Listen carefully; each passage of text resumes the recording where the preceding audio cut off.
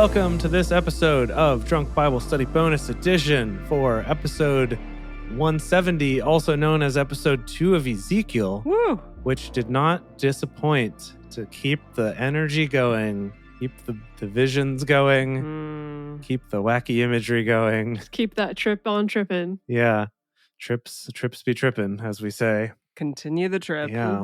We do say that. Yes. Yeah. So for this bonus, Dedeker looked up, what was it? The women weeping for someone?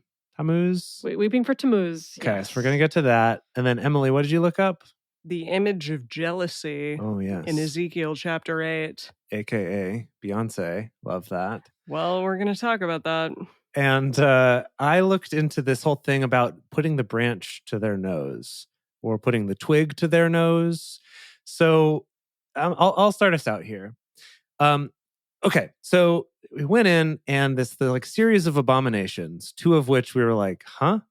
And one of them was he comes into a room and there's 25 dudes standing there with their backs to the temple, chilling, holding branches to their nose. It's like, what is going on here? And we were wondering if it's like some kind of gesture of insult, like thumbing your nose at someone. And it turns out that in the New Living Testament, that's exactly how they translate it, is thumbing their noses. Oh, thumbing your nose. I was just wondering about thumbing your nose as a gesture as well. Yeah. So... And what does that mean exactly? I actually don't know where it comes from even. You're saying something bad to someone? It's an insult for sure. Well, the thumbing. Okay, I've seen thumbing the nose, like often when someone's about to punch someone in old timey movies. Whoa, that they do the nose thumb. Yeah. But I thought the thumbing your nose at someone was more of a gesture with your like thumb on your nose and like your pinky sticking out toward them. It's more of like you're making a horn out the front or something. Yeah, according to Wikipedia, that's called cocking a snook. What? Well, I should have just started there and I wouldn't have to look up anymore. Okay. There's a whole Wikipedia page just dedicated to cocking a snook. Amazing. Mm-hmm. Well, here's the thing though. That's not what they were doing. Oh. And basically, according to our good friends on the Hermeneutic Stack Exchange here, pretty much everyone's like, kinda. That's kind of the vibe here, but probably not actually. And that's just modern translators being like, I don't freaking know, but he's upset, so it must be something like this, I guess. So I'm going to present you with 3 potential theories here. First one. The first one, this is the one that got the most upvotes on Hermeneutic Stack Exchange. So, maybe take this the most seriously. Okay.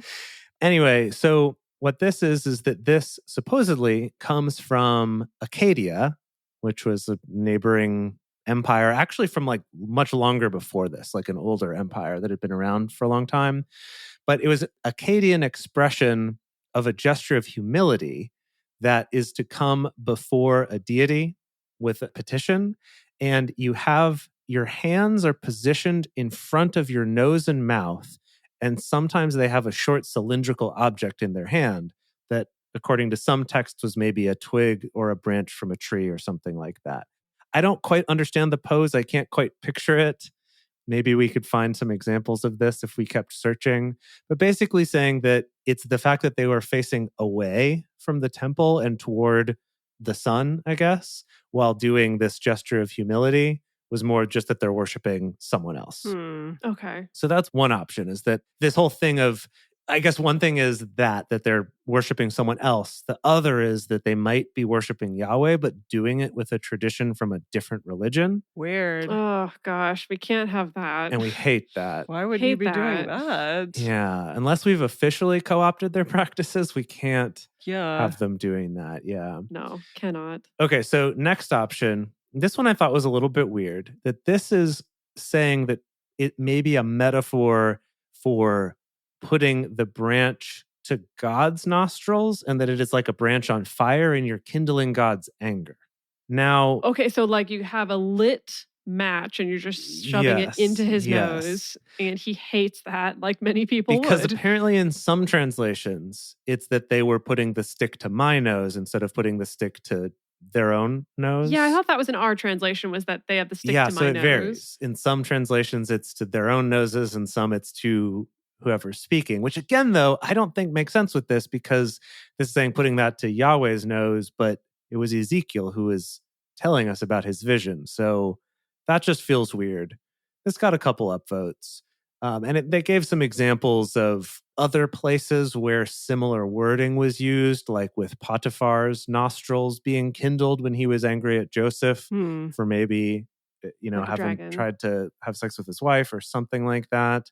Then, though, this commentary that this person quoted here goes on to say some whack stuff about okay, let me just read this to you as is. This is from James B. Jordan's The Law of the Covenant. This leads us to the observation that the widow in Israel was a type of the bride of Adam, whose husband God had killed for his sin. It was needed for a younger brother, the second Adam, Jesus Christ, to take her as his wife. I was just sort of like, what are you talking about? How? What? Yeah. Man. Yeah. Okay. Third explanation is that it was not an Akkadian practice, but that it was a Zoroastrian practice from Persia. And in that, you can see this in some of their imagery, where the worship was to face toward the east, toward the sun, and to hold in your hand a bundle of sticks or branches of some specific type of tree, which maybe were tamarisk, or maybe pomegranate branches, maybe myrtle. We're not sure, but there's the picture here of that imagery. So it's like, so maybe it's that same idea, though, right? Of like they're worshiping someone else or doing some other religion's practices. Yahweh hates that. Can I just say that I found, because mine is also about Ezekiel 8, in the Wikipedia article on Ezekiel 8, it says, what does it mean to put the branch to your nose? And it says, they harass and irritate me. It says, they send the branch into my nose as a vivid way of saying they harass and irritate me, because having a twig or a thorn thrust into one's face is an obviously unpleasant situation. I see. So they're just poking me with sticks. Okay, so it's just bothering. Just straight up bothering. Yeah, not fun at all. Goodness. Which is pretty funny. The one other thing I wanted to share with you here from the Hermeneutic Stack Exchange is that one of the answers to this question was, the branch is Christ. And they put a quote here. What?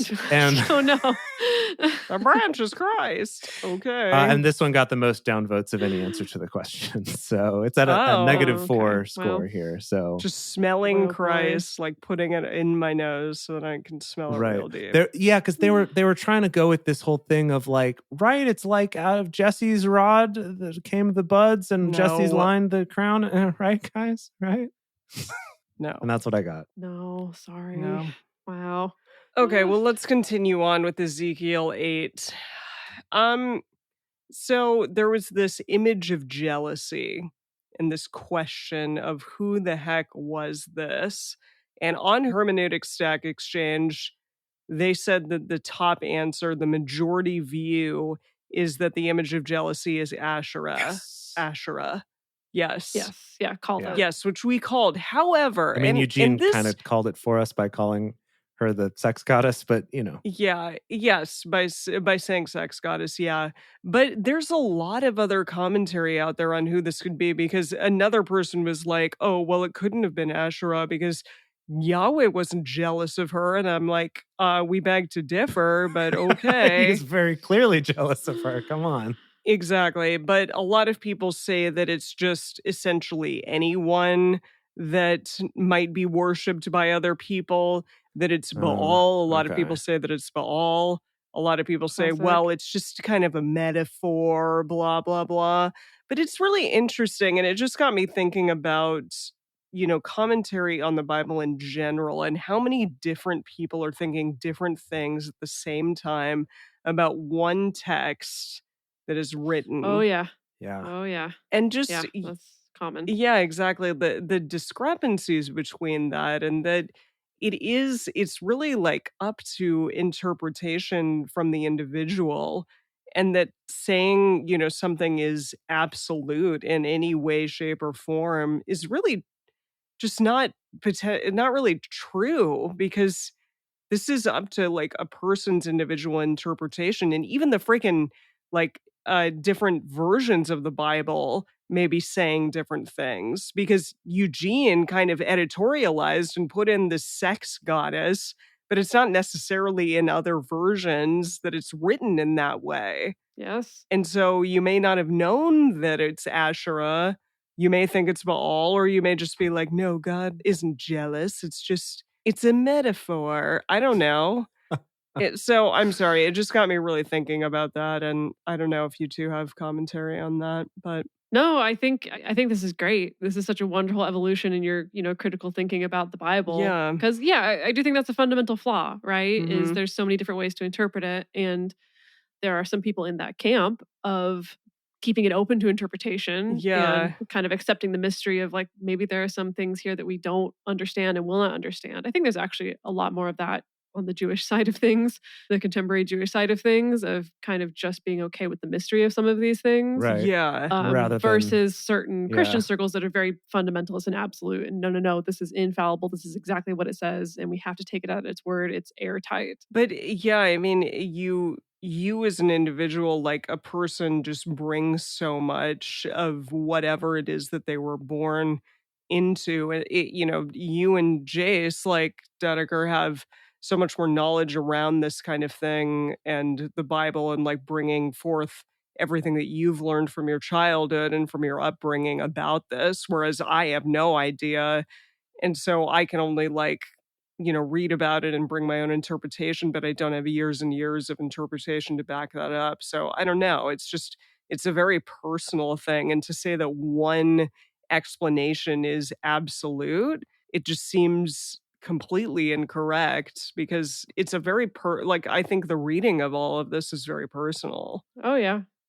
Isn't that's the funny thing about it though, right? Because it's like, it depends what you're reading it for and what you're trying to get out of it. Because like, while you could say, oh, it's like reading poetry, like your interpretation of it's very personal and it's kind of whatever it means for you. But if you are trying to read it as a history of a religion or of several religions, then it's not just up to personal interpretation, but more of like, let's do the research, let's try to figure it out and accept that we're never going to know 100% for sure. Yeah. And so those are like two very different, I guess, like different ways of thinking about the same thing you're saying, which is like, we can't quite know any of this for sure. Yeah. Yeah. Anyways, I found it to be very interesting. So there is no real answer, although most people think Asherah, and I think that we interpreted it correctly, whatever that means. I don't know what correct is in this freaking book, but I will say, in my research, I did find also some more commentary and interpretations of that. Oh, lovely. As well, of what this image of jealousy is. I love how all of this is building upon one another. So please, Dedeker, please. Yeah. So I looked up the women weeping for Tammuz, and not only did I find a lot of interesting trivia and interesting theories, I just found people's interesting commentary as well. This has been a real gold mine. So I'm going to start out by reading a direct quote from a blog post on shalomadventure.com. It's a great name for a blog, I love that URL. It's a great name. Yeah. Amazing. Shalom. So who or what was Tammuz? What did the weeping mean, and why was it considered an abomination? Many people assume the Bible is just made up of stuff, but we now know Tammuz was believed to be a handsome shepherd sun god of the ancient Babylonians. Wow. It's just... What? People assume the Bible's just made up of stuff. Oh my gosh. Amazing. Amazing. Oh man. So this Tammuz character and what this ritual is and the women weeping, lots of different theories floating around. So much. So are they all about an attractive Babylonian shepherd boy? Not all of them. Okay. Not all of them. That is one of the popular theories. I found one person's commentary that said that this was a pagan practice. It was a very sexual one involving ritual prostitution. Now, I didn't find any other theories or interpretations that pinned a sexual aspect to it necessarily, or even anything about ritual prostitution. I don't know where this person got that from, but it could have just been, if we're assuming that, it's just a pagan god like Baal, and we're just going to toss him in with the sex and religion shrine. So probably it was ritual prostitution. So probably it was bad. Now, the predominant theory that I found about Tammuz is that this was, yes, a Mesopotamian god who is connected to kind of a resurrection story, actually. So very similar to the story of Persephone from Greek mythology, this idea that there is a god or a demigod who goes into the underworld for a particular amount of time and then comes back on a cycle, and that's connected to the cycle of seasons. And so this is sort of the Babylonian version of that. Okay. Where basically, Tammuz is killed in some stories. He is this like really handsome shepherd demigod who's killed by in some versions of the story it's just during a raid. In some versions of the story it's a wild pig that kills him. Whoa. But without going too much into details, essentially he works it out a deal so that he's able to leave the underworld for 6 months at a time, specifically. I see, and that's when like our springtime happens or something because of that? Yes. Okay. And on the Babylonian calendar, the month of Tammuz roughly corresponds with July, which is the time when basically there's very little rain, when all the pasture lands would be dying. And so the theory is that this ritual was about mourning for Tammuz because he's dead. He's in the underworld. He hasn't come back yet. Okay. And that's the basis of it. Wow. So that's the basis of it. Now, there's more fantastic commentary that I found. So I found this woman's blog post on a site called theancientbridge.com, really diving deep into this whole passage. So she also starts out with her theories about the quote unquote image of jealousy. And I just want to read some direct quotes from her blog. So, quote, I want you to imagine what, quote, image of jealousy meant during those times, and specifically what it meant to the one giving Ezekiel the vision, namely God. I have heard it said that it must be a big phallic symbol, causing everyone to be jealous. What? But no phallic symbol that is big enough to be seen from afar could seriously be expected to make anyone jealous, especially God. Why especially God? Because it's not big enough? What? I don't understand what's happening. So this is her debunking that it's a phallic symbol. I guess some other people think that it could have been a phallic symbol. Okay. And she makes the argument that no, it's just another god. And she says bringing an idol into his inner court and setting it up at the northern gate was tantamount to me taking a picture of another man I'm sleeping with, in parentheses, this is just an example, I am not really doing this, and putting it on my husband's bedside table. It would be an in-your-face image that would provoke jealousy. Wow. I just can't even... For you to understand. Yeah. Now, I also found another source in some of the rabbinical writings that claims that specifically the statue of Tammuz itself was made of metal and it was hollow, but it had some hollow eye sockets and there was lead in there, and then you could set a fire inside the statue so then the lead would melt and it would run down like tears. Oh my.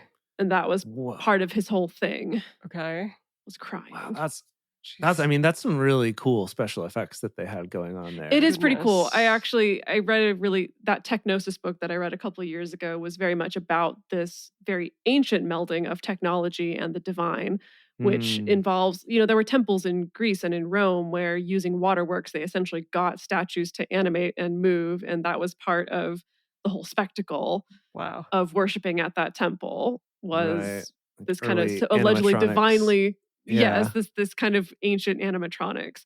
Now, of course, I ended up on everyone's favorite, the Hermeneutics Stack Exchange. Oh, all three of us ended up there. That's a record. That's never happened before. All three of us. Yeah, it's good. It's good. People were asking, what is this? Who is Tammuz? And a lot of people are saying, yeah, it was a pagan god. It was an idol, went to the underworld, stuff like that. This other person says, no. Tammuz was an actual person. He was not a god, although he was worshipped like one after his death. He was the son of Nimrod. And this is how it goes, : okay, get ready. Nimrod was descended directly from Noah. Noah had a son named Ham.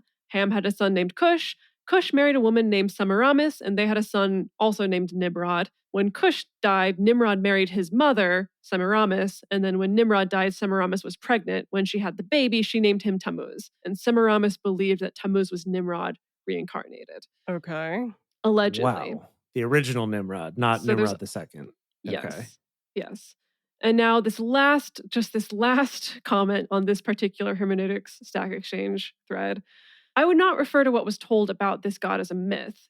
They were real. Tammuz was a master at love poems, and he wrote love poems to Ivana, also known as Ishtar, they're the same poems that allegedly Solomon wrote in the Bible. What? So there's also now this new theory that Song of Solomon's was actually ripped off from these poems that were written between this god and this goddess, or this demigod and demigoddess that existed. Oh my god. Wow, allegedly. Conspiracy theory. I know. I'm sure once we get to Song of Songs, we'll dive more into that. And this person says, my guess on why the women weep for him was that as us women are today when it comes to men who display a certain level of sensuality, songs and lyrics, and we put them in the god status and actually worship them. That's literally what they said. I know it didn't quite make sense, but like us you get women today. What? Us women today. Women today. When a man has a good old rock band and can write some good lyrics, we make him an idol. Yeah, makes me cry every time. Yeah. Wow. That's what I got about Tammuz. Wow. There's a lot there that I was not expecting. That's beautiful. Yeah, wow. I did not expect your topic of the three to be the one that had the most information about it. So yeah, good. My goodness. That's awesome. All right. Well, thank you both for looking into that. I'm excited to keep going with this book. Oh, yeah. Oh, of course. It's a blast. It's been a good time. Well, we're looking forward to continuing on with Ezekiel. We can't wait for y'all to be a part of it, and we will see you in the next episode.